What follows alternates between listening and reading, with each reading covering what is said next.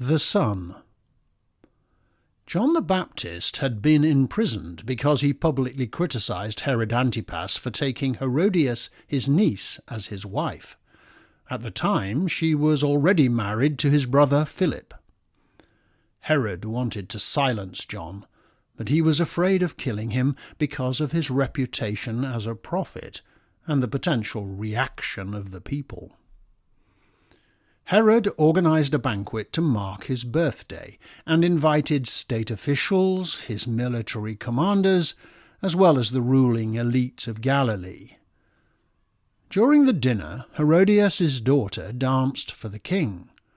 He was so taken with her, he foolishly announced that he would give her anything she wanted. Prompted by her mother, who was seeking revenge against John, the girl asked the king for the head of the Baptist on a plate. Despite his misgivings, Herod could not afford to lose face by publicly going back on his word. So he sent an executioner to the prison with orders to bring him John's head on a plate, which he then presented to Herodias' daughter in front of everyone. On hearing this, John's followers came and took away his body for burial.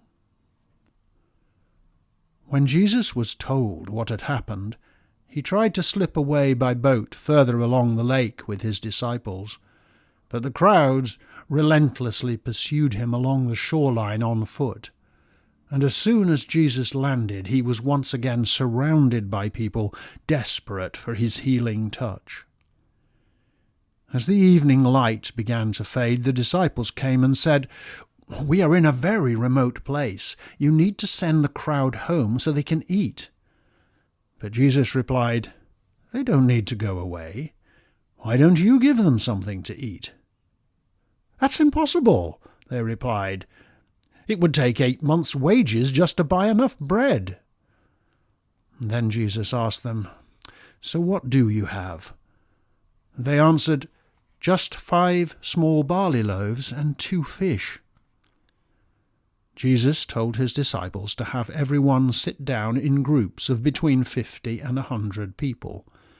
Then, lifting the barley loaves and the fish up to heaven, he gave thanks and started to break the food into pieces, giving it to the disciples to distribute to the crowd. Everyone had more than enough to eat, and at the end of the meal the disciples collected up the leftovers. They needed 12 baskets to do so. It is said that over 5,000 men were fed that day, together with all the women and the children. By now it was very late, so Jesus instructed the disciples to take the boat on towards Bethsaida, whilst he stayed behind to send the people home. He then went up onto the hillside alone to pray. Late in the night, from his hillside vantage point, Jesus could see the disciples in difficulty on the lake because a storm had arisen and they were rowing into a headwind. So Jesus went to them, walking on the water. They didn't see him until he was almost alongside the boat, and at first they were terrified, for they thought he must be a ghost. Jesus said, "Don't be afraid. Have courage." And Peter then shouted, "Lord, if it's really you, let me join you on the water." "Come on then," said Jesus. And Peter climbed out of the boat and stepped onto the waves and began to walk towards him. But he became distracted and frightened by the strength of the wind. And as he began to sink, he cried out, "Lord, save me!" Immediately, Jesus reached out and took Peter by the hand, saying, "Oh, you of little faith, why did you doubt?" As they both climbed back into the boat, the wind immediately died away, and the disciples worshipped Jesus together, saying, "Truly you are the Son of God." The next morning they landed near Gennesaret, where once again crowds of people brought all those who were sick to be touched and healed by Jesus.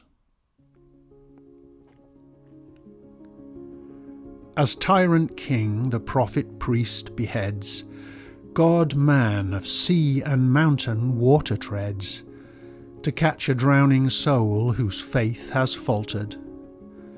Feeding full 5,000 from compassion's hands, as doubters bring in baskets filled with fish and bread he broke, whilst sick on stretchers wait their moment, clutching for his cloak.